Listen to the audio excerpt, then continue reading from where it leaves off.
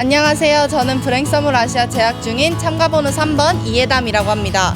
먼저 이 대회에 나와서 4.3 사건에 대해서 이야기할 수 있게 되어 정말 영광이고 열심히 준비한 만큼 최선을 다해서 좋은 결과가 있도록 하겠습니다. 감사합니다. Every day in the week I got tortured. The police demanded me to accept false accusations.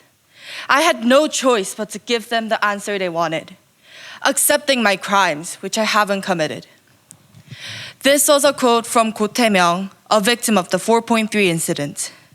Like him, many people were tortured and captured, resulting in 30,000 deaths, a massacre of 10% of the entire population of Jeju in 1948, just 3 years after Korea's liberation from Japan.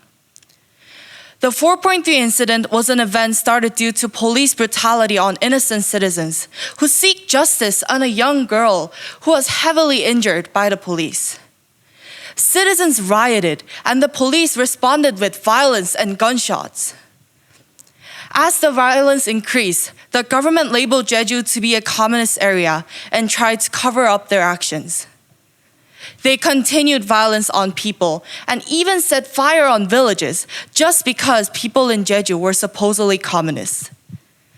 But I am not here to discuss the details of the unjustified martial law, the wrongful labeling as the rise of communism, the atrocities of police brutality and war crimes committed by the South Korean government against their own citizens of Jeju, not to mention acting under the influence of a foreign military and countless human rights violations.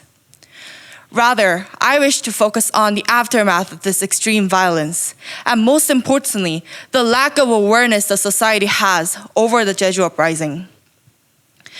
Unlike other democratic movements such as the Gwangju May 18th Democratic Movement in 1980 or the April 19th Revolution for Democracy in 1960, the Jeju 3rd of April incident is still labeled as an incident. In the case of Jeju, the government enacted a martial law and began eradication campaigns against citizens that only seek justice, even conducting elections brought out to vote at gunpoint. The citizens that wished for a unified Korea for peaceful and democratic means became victims of violence and were circumstantially forced to fight back. Due to the government's lack of actions taken towards the 4.3 incident, current society is unaware of what this incident is. Ladies and gentlemen, in present society, the worst crime that can be committed by us citizens is ignorance, and we are letting it happen right now.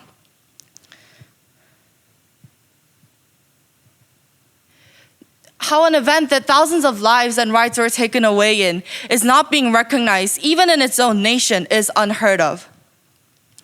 Not only did it affect people at the time, but the 4.3 incident contributed to making us be able to live with the rights we're entitled to right now without having to fight for it. Remember, the citizens of Jeju, people like Go Tae-myung could have stayed home. They could have given in and surrendered, not go through torture or get thrown in the sea. But they made a stand. Not because they were fearless, but because they were brave enough to overcome their fears and resist against wrongfulness.